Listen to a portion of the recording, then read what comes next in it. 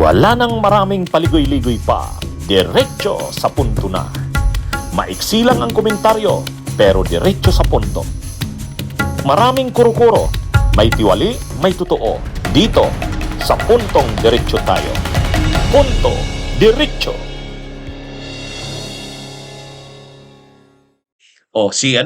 Dito namang si Topacio, binibira si Atty. Matibag, ang NBI director.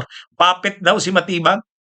Naglabas ng statement ang PDP Laban.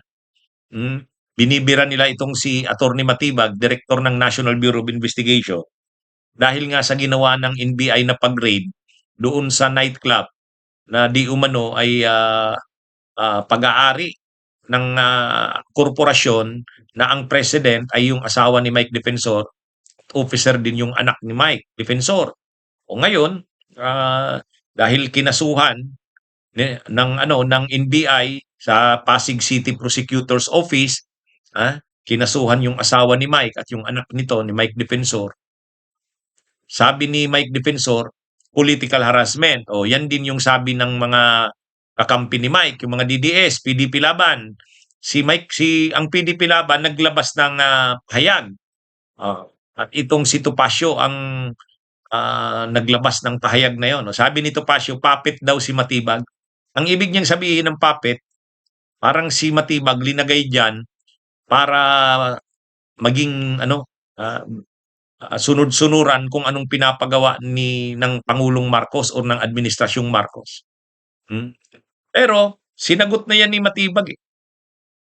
Sabi ni Atty. Matibag, actually, durog nga doon sila Topacio at saka ang mga DDS sa sagot ni Matibag.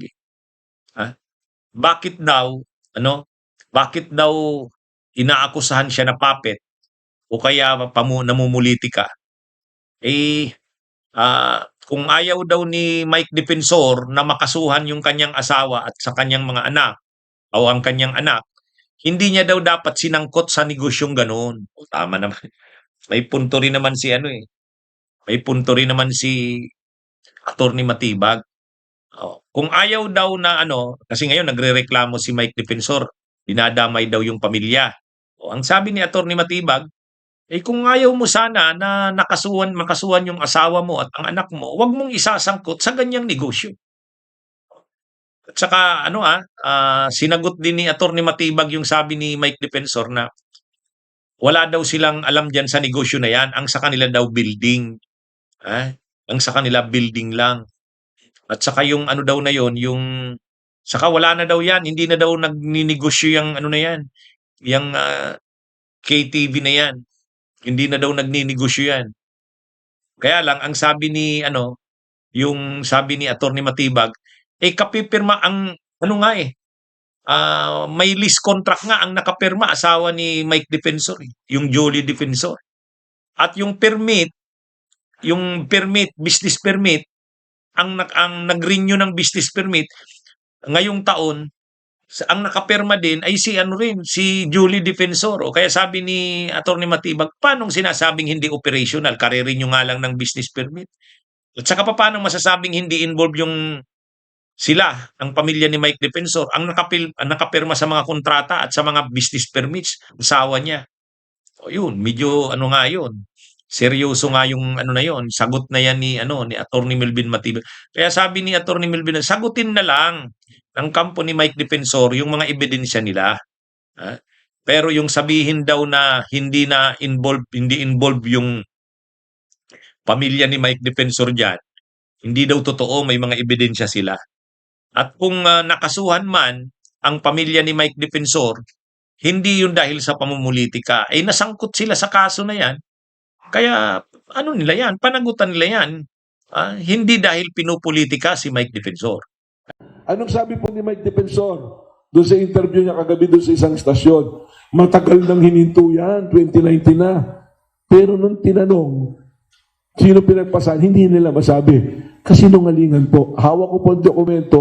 Ang lease contract was signed 2025. Ang nakapirma, asawa po niya.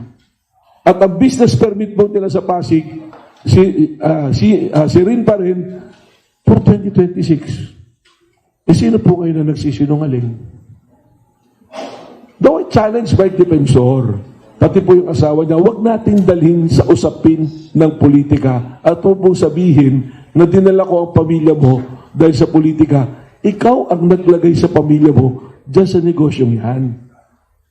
Just to give you a background pati, nung aming tinitrace back ang history, ang pangalan pala nito ay Beneto Luna, yung KTV. At yung taas, Luna Hotel, na nagsimula noong 2017. Napansin ko, nung kami pumasok doon, nakalagay pa nga rin yung mga tropilo na Beneto Luna. At may aquarium. So, all the elements of human trafficking was there. Ngayon, ito po ba'y politika? Sila po ang magsabi.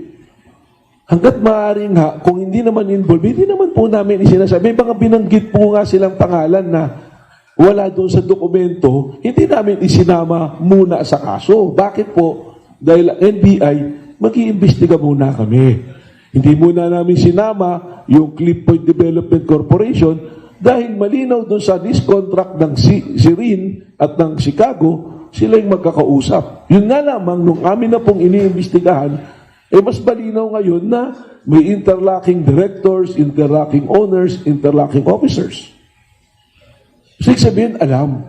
Saka, kung mapansin nyo yung interview ni kagalang-galang Mike Defensor, alam na alam niya yung mga operation eh. Sabi nga niya, marami pang ibang club dyan, but ito lang yung pinapasok, politika to.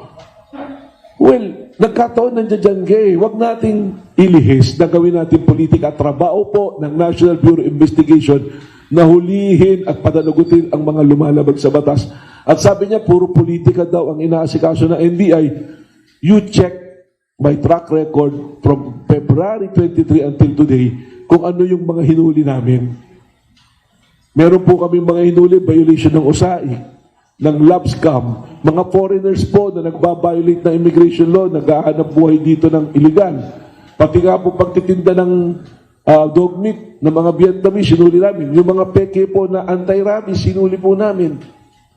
In my more than 50 days po dito, i-check niyo po yung track record. This is yung sinasabi po ni former Congressman Mike Defensor is very unfair to the men and women of NBI and the law enforcement. Huwag po nating insultuhin yung ating mga kasama na nunungkulan. Ako ngayon na magsasabi, kung may personal ka sa akin, dahil iniisip kong pinupolitika kita, huwag nating idamay yung mararangal na nanunungkulan sa National Bureau of Investigation. At lahat po kami doon, ginagawa naming marangal. Kaya lang siyempre, on the rescue yung mga DDS, pinapalabas nila, pamumulitika. Ito daw si Matibag ay puppet, parang utusan ng Marcos para gipitin yung mga kalaban sa politika. Pero maganda rin yung paliwanag ni Matibag, hindi naman daw tungkol sa politika lang ang mga kasong iniimbestigahan ng NBI. Ang dami daw nilang mga ni-raid, inaresto, kinasuhan. Hindi naman tungkol daw sa mga personalities na may kaugnayan sa politika. Kaya hindi daw totoo yung akusasyon sa NBI na ito'y nagiging puppet o ginagamit ng administrasyon para gipitin ang mga kalaban sa politika. Anyway, ano yan? Actually, hindi dapat nagre-reklamo niyan sila Mike Defensor saka sila Topacio. Kahit naman nung panahon ni GMA, ginagawa rin nila Mike yan. Kahit panahon ni Duterte, lalo namang ginawa ni Duterte yan. Tapos ngayon sa panahon ni PBBM, nakakaranas sila ng ganyan, magrereklamo sila ng pamumulitika o political harassment. Ay, wag nyo nga kami, Topacio. Wag ka nga, Topacio. Puppet. O puppet daw ng administrasyong Marcos si Matibag. Ay bakit kayo, Topacio? Bakit yung mga tao ni Duterte? Ay di ba mga puppet din kayo ni Duterte?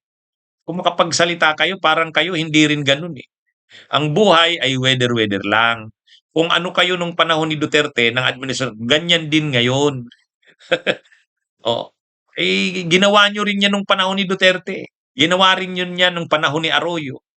O ngayon, may nakikita kayong mga ganyan, pamumulitikaan niya, political harassment, political persecution. Di a dose of your own medicine yan.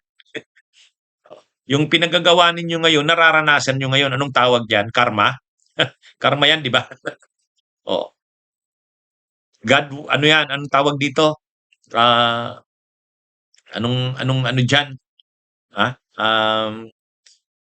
ang buhay ay weather lang. O yan, sabi ni Erap. Ha? Bunyog, bunyog, halikan na kasama ka. Bunyog, kapag buklod ay may pag-asa. Luzon, Visayas, Mindanao, isa ang pananaw. Sa bagong Pilipinas ang bunyog isisigaw.